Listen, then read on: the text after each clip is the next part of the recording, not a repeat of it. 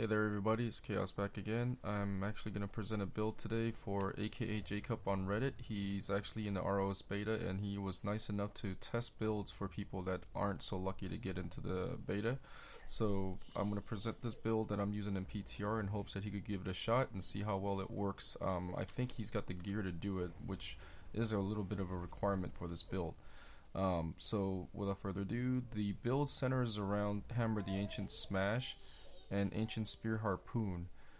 These two guys here basically will collect mobs right underneath Hammer and having Hammer be the primary damage dealer.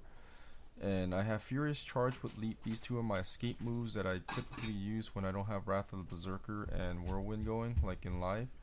And what these basically do is during the animations they are immune to CC, so you get away with everything so long as you're in the middle of a leap or a Furious Charge. Merciless Assault has a built-in cooldown timer whenever you hit multiple things, so that helps to replenish it really quickly. And it also acts as a second generator for Fury, because if you hit more than 5 mobs, and shorter if you have more reduction, you basically will have 15 Fury every time that you do that move. And you generally never run out of Fury with this build if you play it correctly. And Leap is great for wallers. I run with low HP, so typically I don't like getting caught with wallers at all. I try to have an escape for everything that I meet.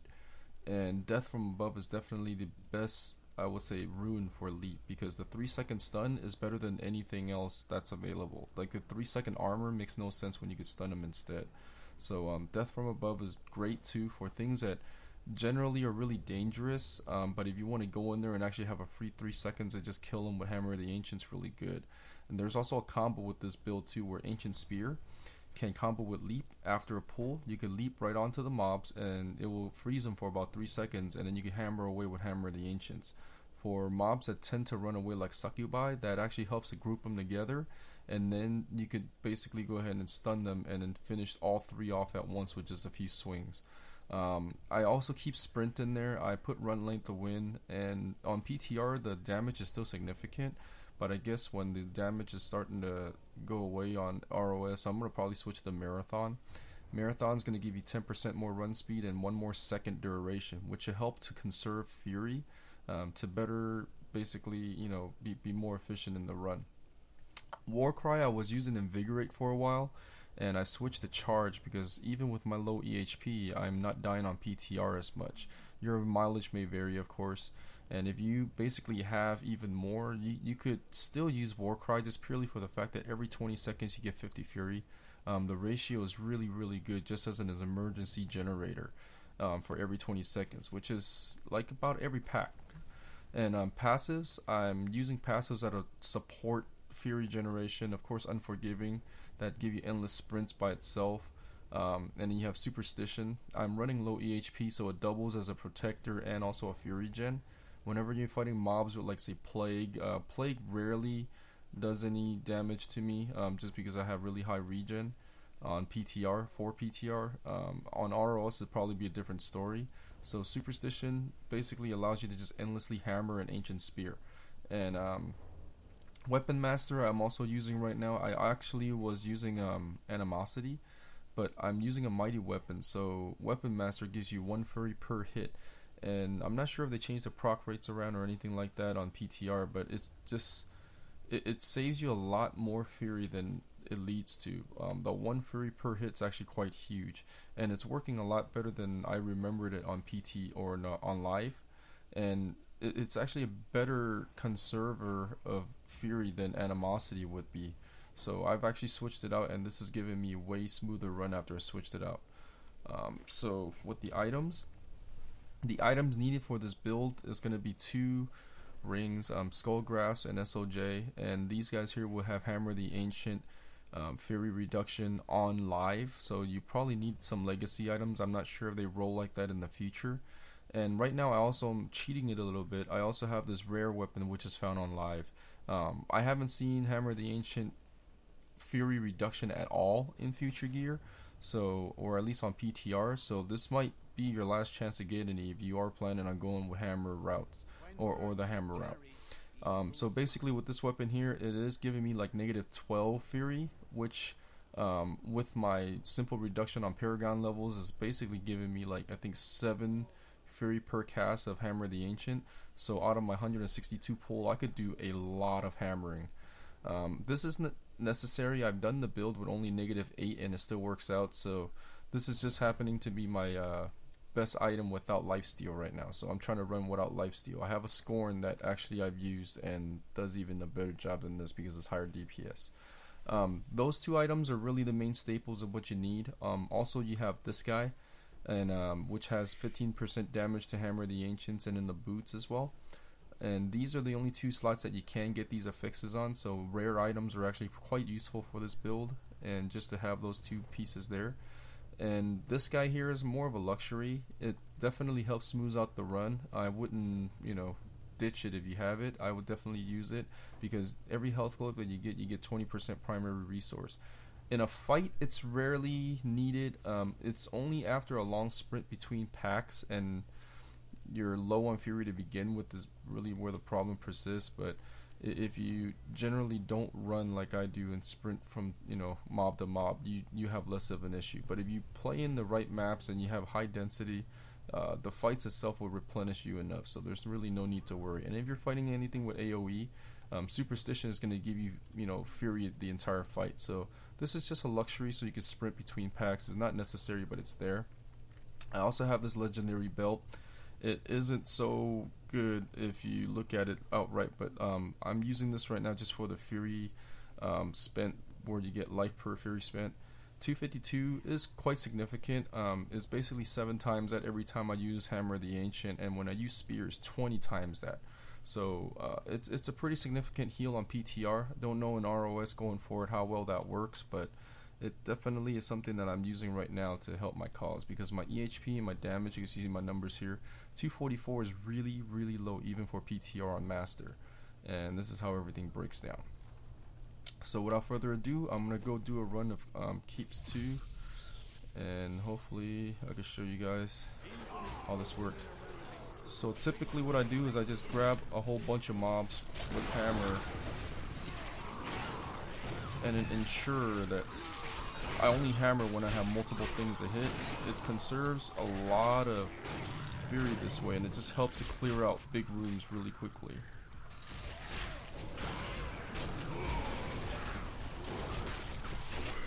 When I'm running out of fury, there's obviously 2 choices that you can actually do to replenish it. You could use War Cry like I was doing. Sometimes I save it just if I know that there's no mobs anywhere nearby. And or you could use Charge, and I'll use it, I guess, coming up. I usually don't time these things like this. So you can get multiple charges in a row, and it's nice to spread those tornadoes, kind of like the old Whirlwind build. So that's as a second generator, nice jailbreaker, and then it's always available whenever you're fighting, because even if you hit 3 things, it comes back quite quickly. The one thing about this build though, and I've introduced something similar back on 1.0.5, is that it is a habitual build, and you do have to worry about, you know, your style of play. You can't typically run in blind. You kind of have to get a feel for when to use what skill. You know, not to hammer when there's nothing around. One tip I would give everybody though is try to avoid using both leap and charge at the same time and have both on cooldown. That's really the only time that you're going to die with this build. I mean, outside of getting ran over by Fallens like I almost did at first.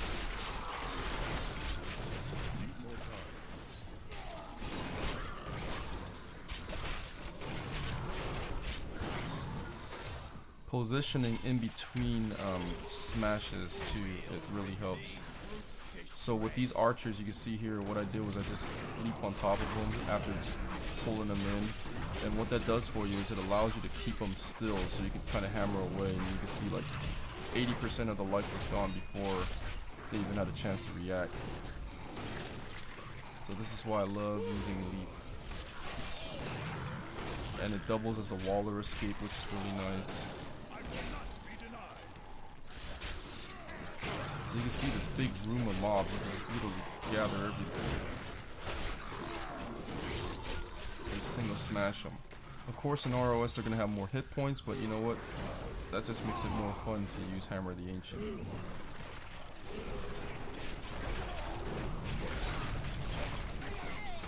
That was actually a pretty bad idea to leap in with Waller mobs right away. Generally want to save those to escape if need be.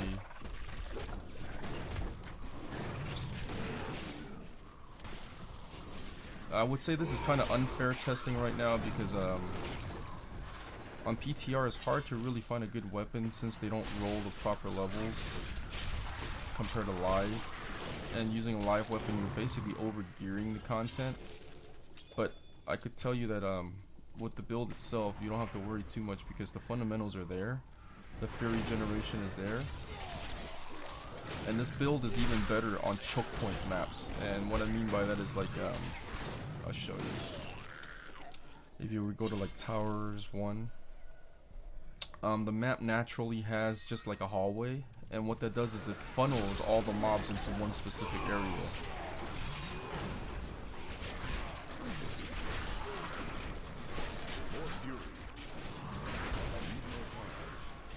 So what it does is it allows you to just spear and not worry about missing too much or too often or having to spear too many times to gather all the mobs, because they're generally going to be in a really just kind of line form to begin with.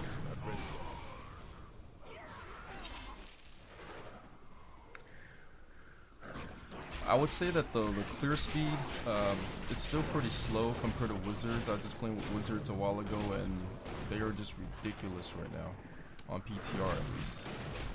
Because they could just literally forego all kinds of EHP since they can melt things so fast. But I don't know how that's going to hold up on ROS when things don't die faster than they can kill it with a few casts of stuff. Yeah, so whenever there's arcane, you can kind of do this and walk the dog, kind of. Just pull them into a safe spot before, you know, fighting, and that's how I could run around with low HP.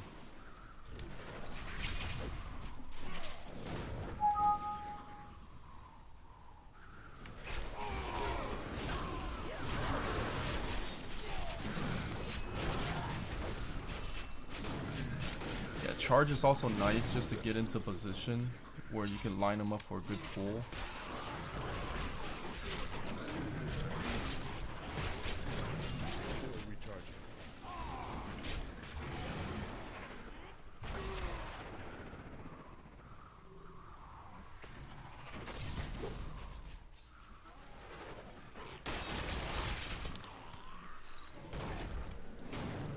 Yeah, this makes it really hard to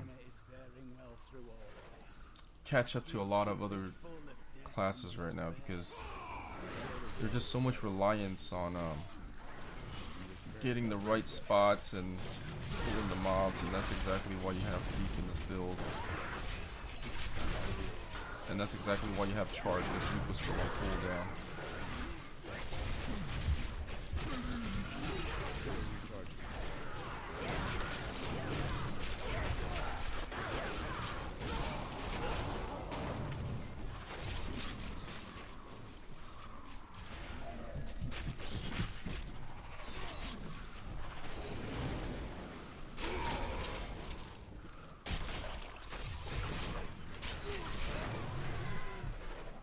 I'm just gonna finish this floor and basically call it a day.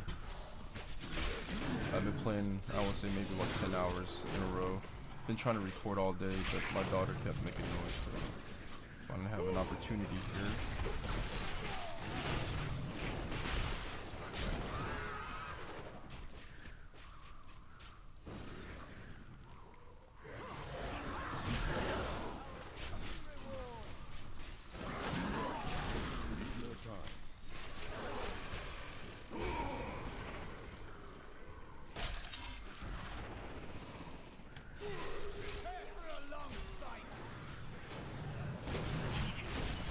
do kind of have to get practice with Hammer of the Ancients to aim between mobs so you can hit everything with one swing. Like if they're loosely packed together, you want to individualize everything and hit one thing at a time. That's really the challenge with using Smash over any other rune. Some people would like to use Thunder Strike, but I just don't like losing damage. Death things are definitely better than stun things.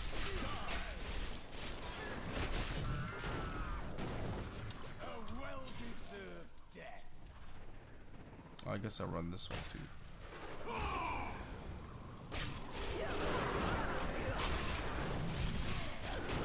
And the reach of spear is really freaking far. Like when Succubi and stuff, like they tend to run away, you can kind of grab them right back after they do that annoying run. And I just did a taboo there to use leap and have charge on cooldown, but there wasn't really any immediate threat.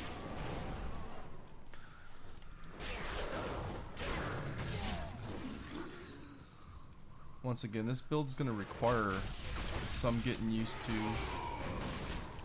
It isn't as intuitive. I've, like I said, had people in 1.0.5 tell me they just didn't know what to use when. Like, I knew I was low on Fury there, so I chose to do that instead of pulling, because I knew I would get instant cooldowns.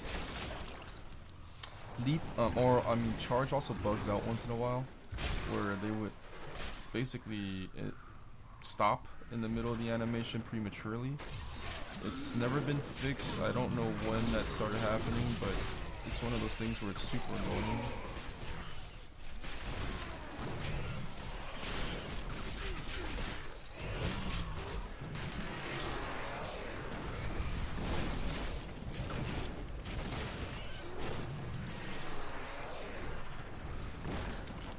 So I think this is the end of this level. So I guess this is a good demonstration of the build. With another passive, I mean, with Animosity, if you really struggle to build Fury, Animosity could be the fourth passive.